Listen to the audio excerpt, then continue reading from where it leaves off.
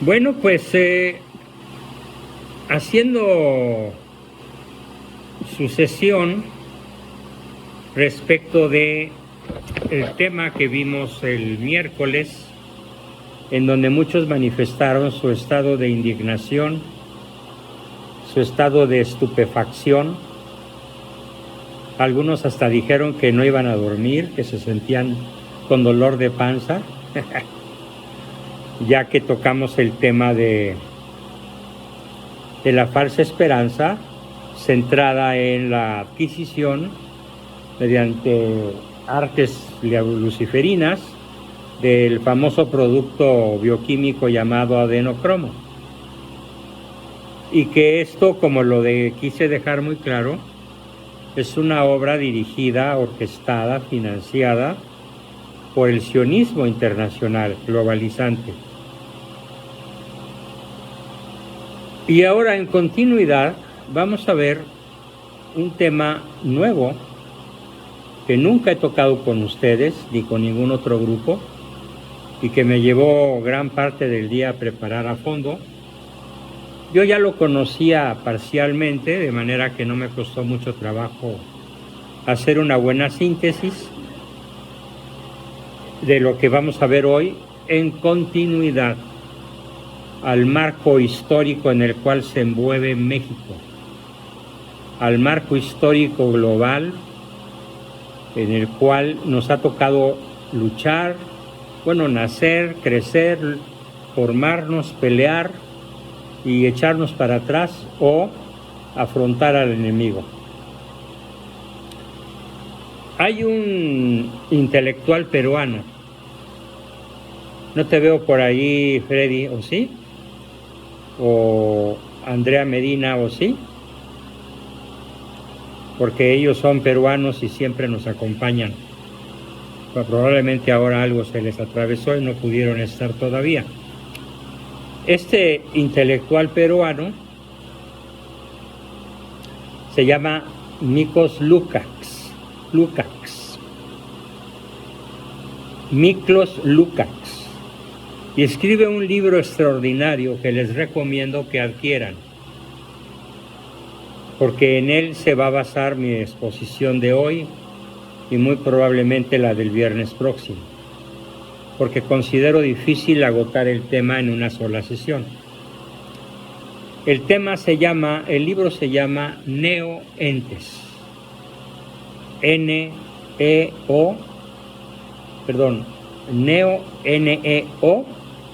Neo-Entes, que significa los nuevos seres o las nuevas entidades. Un ente es un ser es un ente. Y este autor peruano, de una manera muy brillante, muy crítica, nos expone lo que yo les voy a exponer de manera sintética y traduciendo algunas cuestiones sumamente técnicas a un lenguaje que sea muy del acceso de todo el grupo. ¿De qué se trata esto de los neoentes? Bueno, pues se trata... primero voy a hacer una similitud. Piensen, por ejemplo, en la crueldad de la guerra, Rusia-Ucrania, en donde en una sola noche un racimo de bombas rusas ha dejado muertos a 25 niños y sin hogar a 400 personas. Y esto ya tiene así, pues, más de un año. Si mal no recuerdo, desde febrero del año pasado. Y luego también piensen, por ejemplo, para irnos al lado contrario, en que la aviación ucraniana, que en realidad no es ucraniana, en realidad es sionista, proporcionada por la Unión Europea y por los Estados Unidos, toma una hilera de tanques rusos, digamos 100 tanques rusos, con una tripulación promedio de 4 a 8 hombres por tanque, y todos quedan aniquilados en un certero bombardeo con un caza F-35 que vuela varias veces a la velocidad del sonido y que no puede ser alcanzado por los mecanismos de defensa de los tanques, que están equipados para repeler ataques aéreos, pero no a velocidades ultrasónicas, como son atacados. Y este suceso se repite de uno y de otro bando, un día sí y otro también. De tal manera que podemos fácilmente pensar en los horrores de la guerra. Los horrores de la guerra. Sin entrar en disquisiciones de quién tiene la razón, si es correcto que Vladimir Putin reclame como suyo para Rusia el territorio del oeste ucraniano, o si es correcto que Ucrania diga que no, que de todo ese territorio es ucraniano e independiente y que no tiene nada que ver con Rusia, a pesar de que ese territorio esté lleno de rusohablantes, de rusoparlantes. Esa polémica podría continuar por décadas y solo la perspectiva que nos dé la historia va a poner a cada cual en su lugar. Pero quiero comenzar para explicar la gravedad de esta sesión en que piensen en el terror que sienten los civiles de ambos lados, independientemente de los soldados de ambos lados. Bueno, pues lo que vamos a platicar hoy, tomen el signo de infinito y pónganlo junto a la guerra ruso-ucraniana. ¿Y cuál es el resultado? De multiplicar infinito por 2 o 2 por infinito. Pues el resultado es infinito, matemáticamente. Entonces vamos a hablar de un horror, de un terror, de una situación tan horrorosa y que ya se nos viene encima en México. ¿Cómo o en qué me baso para decir que ya se nos viene encima en México? Bueno, porque ya tiene varias décadas que la ideología de género pretende instalarse en nuestro país en la educación primaria más tierna, desde el kinder. Voy a poner solo un ejemplo de algo que recibí hoy, como una noticia de hoy. Ya es obligatorio para todos los niños de primaria, de las escuelas oficiales y de las escuelas particulares, para no perder la concesión, hacer maquetas funcionales de los órganos sexuales reproductores femenino y masculino. O sea, tiene que ser una maqueta que simule un pene en erección echando semen. Quiero que piensen en lo que van a sentir y a pensar los inocentes, los niños, que de modo arbitrario están siendo introducidos en un conocimiento prematuro. El conocimiento de suyo no tiene nada de malo. El conocimiento tiene mucho de malo cuando es un conocimiento prematuro.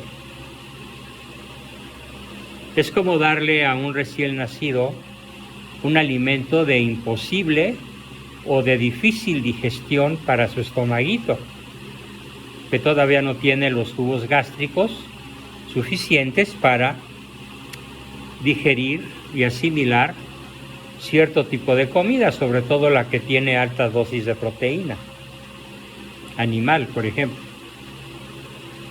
De la misma manera, el conocimiento tiene que ser impartido de manera dosificada, de acuerdo con la edad del niño, con su sensibilidad, con su inocencia, con su escala de valores, con su religión, con su estrato sociocultural, con su nivel socioeconómico e infinidad de factores más. Así que el hecho de que la Secretaría de Malformación Pública, conocida como SEP, ordene como obligatorios las maquetas funcionales de los órganos reproductores masculino y femenino es una intrusión salvaje contra la inocencia de los niños. Pero esto equivale a una guerra. Nada más que fíjense, ¿qué tipo de guerra o cómo la vamos a nombrar hoy a este tipo de guerra?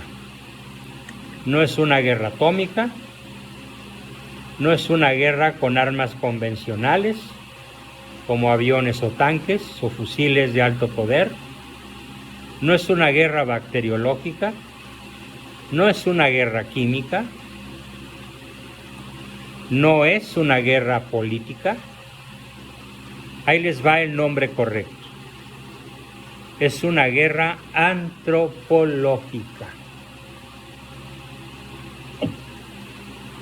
Estamos sumidos ya en todo el mundo en una guerra antropológica. Y voy a definir qué quiere decir guerra antropológica.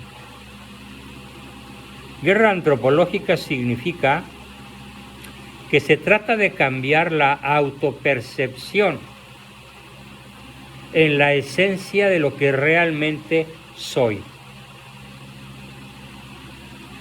O sea, la autopercepción realista es: yo soy una persona, yo soy un varón, yo soy un ser humano, yo soy un ente eco-biopsicosocial trascendental, o yo soy una mujer, o yo soy una mamá de 5 niños o de 1, y eso es lo que realmente, desde un punto de vista antropológico, me define como varón o como mujer. Finalmente, cuando alguien muere y es llevado, porque murió en un accidente, es llevado a la sala donde se le va a practicar una autopsia, díganme por favor cuántos sexos puede encontrar el cirujano o el especialista en citología, con C, o sea, en el análisis de las células. ¿Cuántos sexos puede encontrar? Va a encontrar las 102 variantes sexuales que ha impuesto la ONU para que sean aceptadas por todo el planeta, o solo habrá 2 resultados: hembra y varón, mujer u hombre, fémina o varón. No hay más que esos 2. No es ideología, es biología. Entonces, ¿de qué se trata la guerra antropológica? De lograr que cada niño del planeta, que cada adolescente del planeta, e incluso que cada adulto del planeta, deje de autopercibirse como es y como lo que es, como lo que realmente cada uno de nosotros es, para pasar a autopercibirse, ojo, como cualquiera otra cosa, objeto o animal. Así es como ya tenemos en Europa y en los Estados Unidos, sobre todo, niños de 14 años que han decidido ser un celular de sexo fluido. Yo soy un celular de sexo fluido y exijo que me reconozcan y me traten como tal. O mujeres, sobre todo en Alemania, Holanda, Bélgica y en general los países escandinavos, que se cortan un pedazo de carne del antebrazo o del brazo. ¿Para qué creen? Para hacerse e implantarse un pene. en la vagina y ser, según ellas, varón. Cuando sean llevadas a la plancha de la autopsia, porque muchas se mueren en el intento, ¿qué es lo que el cirujano va a decir? ¿Es una mujer transgénero? No, es una mujer que quiso implantarse en su vagina, cercenándosela del brazo, una parte corporal que ni le va a funcionar jamás, ni le hubiera funcionado nunca, aunque hubiera podido vivir hasta los 100 años. Pero esa mujer que se implanta un pene, se comporta como varón, se viste como varón y exige ser considerada como varón. Esa es la guerra antropológica. ¿De qué se trata entonces? De darle lo masculino, de reconocer como masculino o como femenino a un hombre castrado, porque también se dan las cosas al revés. Un hombre castrado, disfrazado de Miss Universo, está de moda que gane un concurso de Miss Universo, como de hecho ahorita sucede. Miss Universo es un varón castrado. Si ustedes lo ven, físicamente por ahí en internet circula su video y su fotografía, basta con que pongan Miss Universo, quién es y cómo se llama, en cualquier buscador, y les va a dar el nombre, la apariencia, la foto y la historia de esta persona, porque no ha dejado de ser persona, que es un varón castrado, que fue convencido por los ideólogos de los que me voy a referir en esta sesión, de cambiar su autopercepción de aquello que realmente es, qué es realmente, según la biología, no la ideología. Es un varón y morirá siendo varón. Y si le toca ir a ver al ginecólogo, el ginecólogo le va a decir: lo siento, señor, vaya a ver al urólogo porque tiene cáncer en la próstata. Conmigo no tiene a qué venir. Porque no tiene ovarios, ni tiene matriz. Y como no tiene ni ovarios ni matriz, yo, ginecólogo, no lo puedo atender. Así de dramática es la cosa. Sin embargo, ¿cómo replican los ideólogos de género? Con los títulos de belleza femenina entregados a puros transgénero, como en el caso de Miss Holanda, de Miss Universo, de Miss España, o la dirección general planetaria de quien dirige estos concursos de belleza, que en realidad es un varón castrado, que se hace pasar por mujer. Mi comentario inicial sobre este tremendo tema es que tenemos que evitar que al menos en nuestra familia, al menos en las personas que están cerca de nosotros y que amamos, se materialice ese gran riesgo existencial con el tema de la reproducción tercerizada. Lo que viene aquí es muy técnico y si alguien no lo capta con esta explicación, por favor, a la hora de las preguntas, no dude en hacérmelo. La reproducción tercerizada, o sea, donde interviene un tercero, no el hombre y la mujer, sino un tercero. Pero este tercero es un robot. ¿Sí? Ese tercero no solo es un robot, es un manojo de tecnología ultra avanzada que hace innecesario el coito de varón y mujer para producir un bebé.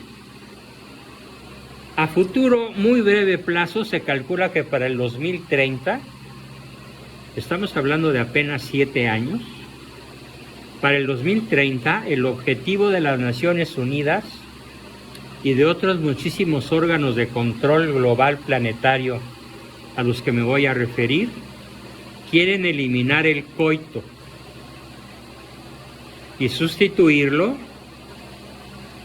por tecnología robótica para producir bebés. ¿Cuáles puedan ser las consecuencias en la personalidad, en la sensibilidad, en la inteligencia, en la escala de valores, en la autopercepción y en infinidad de consideraciones más de bebés concebidos de esta forma a partir de gametos humanos? Porque déjenme decirles que ya no va a ser necesario que el espermatozoide se comporte como tal o que el óvulo se comporte como tal, sino que de acuerdo a los proyectos en marcha, lo que va a suceder es que de un gameto femenino, gracias a la tecnología ultra avanzada, que ya está en proceso, les ruego guardar silencio, por favor. Cierren todos sus micrófonos. Carlos Romero, ya te silencié. Por favor, exijo más respeto. Si quieren, sálganse de la sesión si tienen asuntos tan importantes que arreglar. Entonces, a ver, trataré de retomar el hilo. Decía que gracias a la tecnología, el coito ya no va a existir. Y de esa manera, mi hijo un día va a plantarse frente a mí, a los 14 años, 15, 8, X, y me va a decir: me declaro ser un celular polisexual y toda la gente tiene que respetarme y asumirme como lo que yo me asumo. ¿Dónde lo aprendió? En el kinder de esa escuela, en la primaria de esa escuela, en la secundaria de esa escuela. Entonces, ¿cuál es la guerra más importante? ¿Una guerra nuclear? ¿La guerra del sionismo contra Rusia en el territorio de Ucrania? ¿Los 72 conflictos armados que pululan por el planeta, sobre todo en Medio Oriente y en África? No, señores. La guerra más importante que nos tocó vivir es la más cruel, la más brutal y la más terrible y apocalíptica de las guerras, y se llama la guerra antropológica.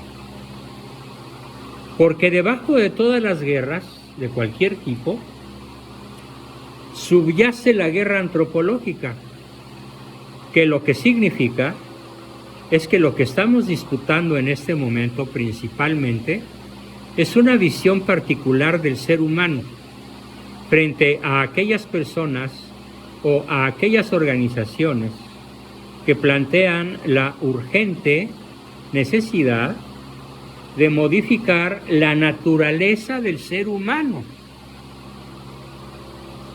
Repito, modificar, por eso se llama neoente, modificar la naturaleza del ser humano y por extensión también modificar su experiencia de vida aplicando tecnologías avanzadísimas, robóticas, a los seres humanos. No quiere decir esto que un servidor tenga algo contra la tecnología. No, siempre y cuando la tecnología y la ciencia sean útiles y necesarias para el servicio del hombre, para el servicio de la humanidad, y no como en esta guerra antropológica, al revés. Los hombres, la humanidad, al servicio de la tecnología y los tecnócratas. Vamos a ver los argumentos mediante los cuales estos tecnócratas despiadados, luciferinos, nos están haciendo vivir ya de cerca la gran disputa del siglo XXI. La disputa de carácter antropológico. Porque lo que realmente se pelea es redefinir la concepción del hombre. Es como lo dice Ratzinger, el cardenal Ratzinger, antes de que fuera papa. Es la última rebelión de la humanidad contra la obra de su creador, pretendiéndose erigirse a sí mismo en recreador de su propia naturaleza. Pues esto es lo que quiere la guerra antropológica.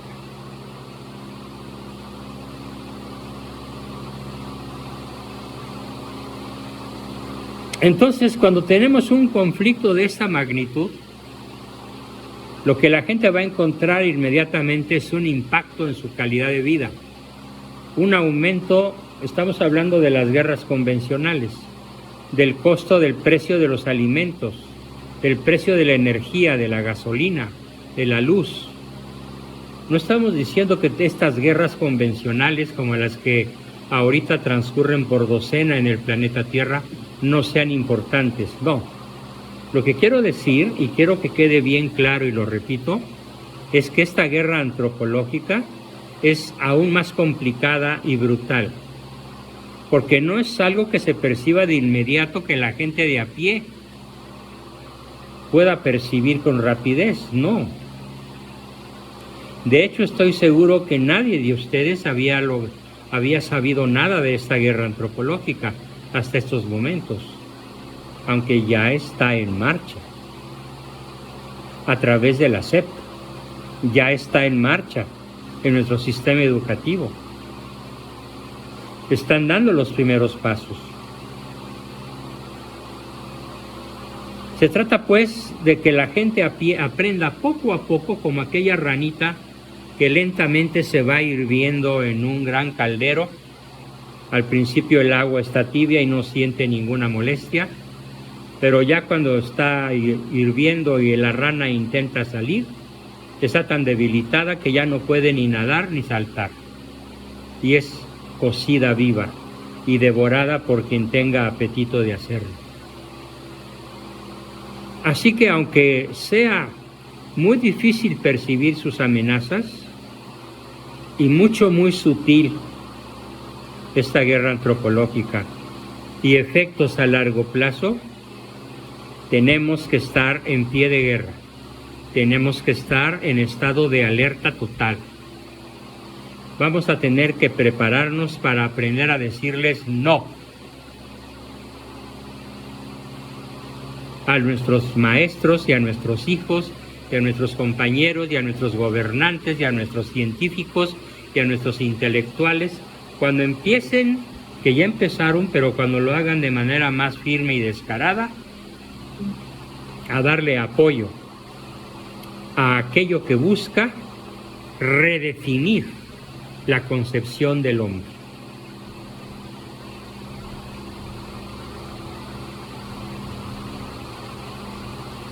¿Por qué el progresismo, llamémosle así, el progresismo globalista, intenta imponer toda esta visión de un humano nuevo, de un humano que Dios no creó, de un humano creado y recreado a la medida de la tecnología humana, a la medida de la soberbia humana? ¿Por qué? ¿Por qué se busca una nueva visión del ser humano? ¿Por qué se busca una nueva estructura social? ¿Por qué se quiere una nueva forma de ser gobernados? ¿Por qué se quiere una nueva forma de transacciones interpersonales para sostener todo este macabro sistema nuevo, este neosistema basado en la creación de neoentes? Estas organizaciones internacionales que tienen nombres específicos y que buscan con presupuestos megamillonarios hacer que la gente crea en sus planteamientos. Quien que oiga hablar de las Naciones Unidas va a pensar que es una de las obras más perversas que la humanidad haya inventado. O de la Organización de los Estados Americanos. Bueno, pues aquí tienen algunos de los nombres. La Organización de las Naciones Unidas, que ya dejó de cumplir con su función más importante, que fue durante algunos pocos años la integración de las naciones para evitar conflictos posteriores. Ya que la Organización de las Naciones Unidas ha sido totalmente pervertida y colocada como agencia global al servicio del progresismo sionista, tecnócrata, para la creación de una nueva humanidad que conciba su esencia como algo que no es. También tenemos organizaciones paraestatales, pero además una verdadera oleada que voy a mencionar a continuación. Es una lista global. Mediante qué organizaciones, qué tipo de personas se busca imponer a toda la humanidad esta nueva visión de un ser humano como una nueva entidad que todavía no existe, pero que ya existe en algunos lugares de la Tierra. Sobre todo Holanda, Alemania, Bélgica, Noruega, Suecia, Dinamarca, Inglaterra. Los bárbaros del norte, muy civilizados, pero muy bárbaros, porque ignoran lo esencial. ¿Para qué fuimos creados? Ignoran lo esencial y no lo toman en cuenta en su vida, aunque estén a años luz de distancia de nosotros en avances tecnológicos.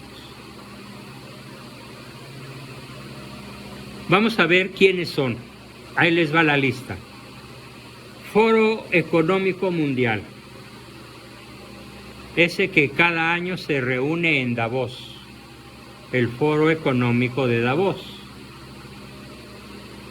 Al que, por cierto, el peje se negó a ir por el pánico a ser criticado por la cortedad y estupidez e ignorancia de su lenguaje. Pero puedo decir que no fue a nada bueno. No se privó de algo bueno.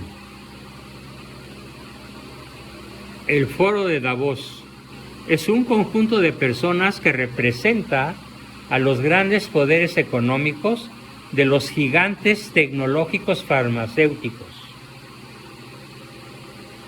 que representa a los grandes sectores financieros,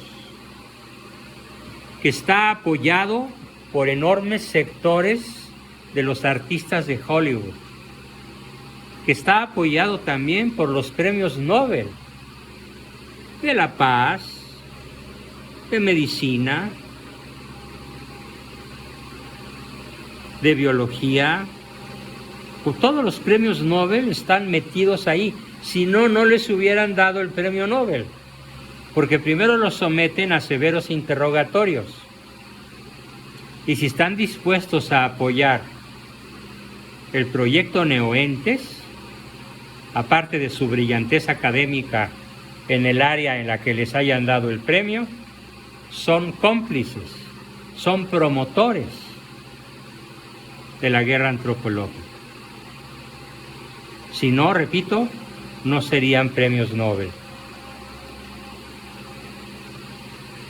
Ya dije el Foro de Davos, otras plataformas multilaterales como el Fondo Monetario Internacional, el Banco Mundial, el Banco de Bancos llamado de BlackRock, el Banco Asiático de Desarrollo, el Banco Interamericano de Desarrollo y toda la estructura burocrática internacional está al servicio de este progresivo localista. O sea, es global, pero actúa de forma local con diferentes nombres. Es como una hidra que deja a un pulpo en calidad de ente benévolo, con sus solo 8 brazos, recordando que la hidra tiene miles de cabezas de serpiente.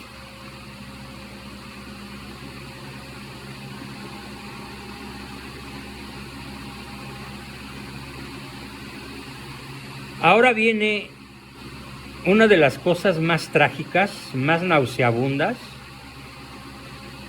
Bueno, cuando yo lo escribí, haciendo la síntesis del libro de Noentes, créanme que me costó trabajo escribir los párrafos que voy a leer a continuación. A leer y explicar. El objetivo más cercano de la guerra antropológica es la desmasculinización del varón. Es quitarle su deseo y su capacidad de reproducción. Es quitarle su capacidad de realizar el coito y de sostener toda relación sexual y toda relación amorosa, que todavía hoy en gran medida así se llama. Repito, el objetivo más inmediato es la desmasculinización del varón, en donde se le quita su capacidad reproductiva, su capacidad para realizar el coito y para tener relaciones sentimentales y sexuales.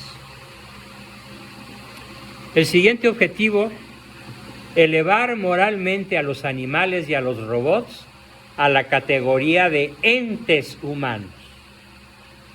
Repito, elevar moralmente a los animales y a los robots a la categoría de entes con derechos humanos. Ya corre en México muy poderosa la corriente de los perrijos y de los gatijos. Y ya hay diputados que han propuesto en la Cámara de Senadores y en la Cámara de Diputados en México que se conceda a los animales los mismos derechos que a los seres humanos. Ya hay proyectos de ley al respecto. Así que hay que desmasculinizar a la sociedad, pero no solo, también hay que desfeminizarla. A la mujer hay que quitarle lo femenino y al varón hay que quitarle lo masculino para producir una especie de avatar.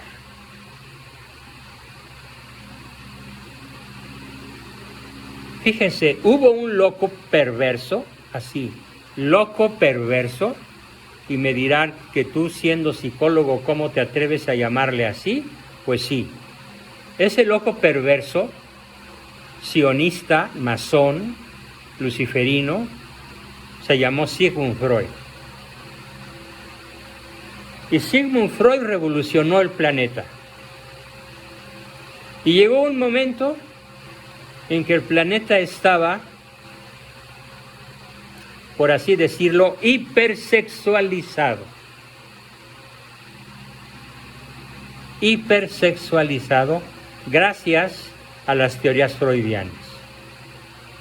Por fortuna hubo un movimiento, curiosamente, como dice un dicho mexicano, para que la cuña apriete que sea del mismo palo, pues un movimiento nacido prácticamente en la misma nación de Freud, en Austria, que es la escuela realista, cuya rama mexicana yo fundé. Pero existe la argentina y la chilena y la austriaca y la europea y la católica, más abiertamente en la Universidad de Chile y en algunas universidades peruanas. Y finalmente fuimos capaces de contrarrestar a Freud.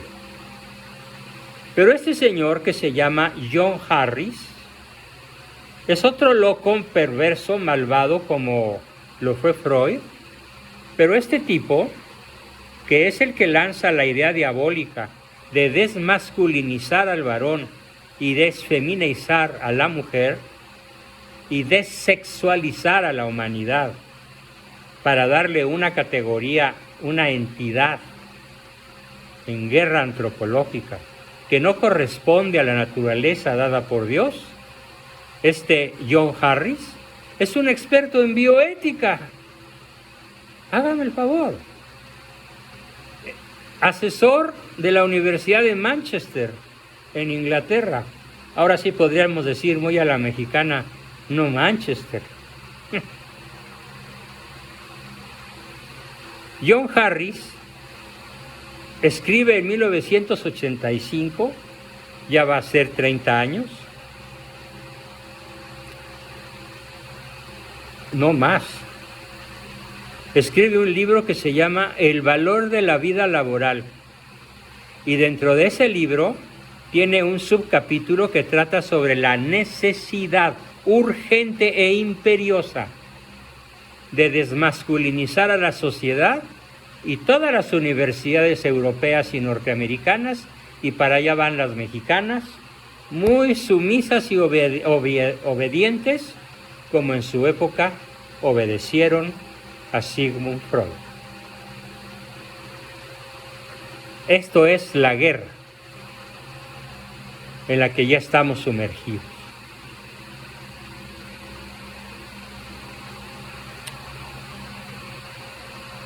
Y dice, la obligación ética de desmasculinizar a la sociedad es para que los hombres dejen de ser tan violentos. Y así lleguemos a una sociedad tipo Avatar, que es una mezcla de Avatar y el planeta de la Mujer Maravilla. Claro, esto lo plantea de una manera retórica.